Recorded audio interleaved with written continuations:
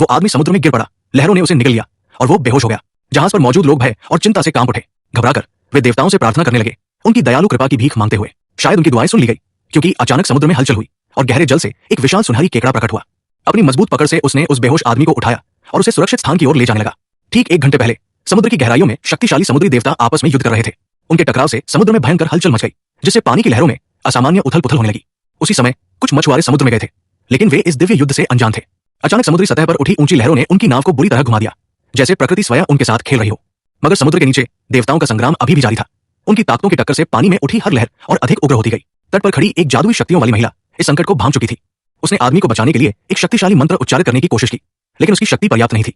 इससे पहले कि वो कुछ और कर पाती, एक विशाल लहर उठी और उस आदमी को और गहरे समुद्र में खींच ले गई। अब जहाज पर मौजूद सभी लोग पूरी आशा के साथ देवताओं से उसकी रक्षा के लिए प्रार्थना करने लगे। अचानक समुद्र के बीचों बीच वही सुनहरा केकड़ा फिर से प्रकट हुआ। उसकी आंखों में एक दैवीय चमक थी। अपनी विशाल पकड़ से उसने उस आदमी को सतह तक पहुंचाया, जहां लोग उसे किनारे पर ले गए और तुरंत उसकी देखभाल शुरू की। धीरे धीरे उसमें चेतना लौटने लगी और अंततः वो जीवन मृत्यु के इस संघर्ष में विजयी रहा।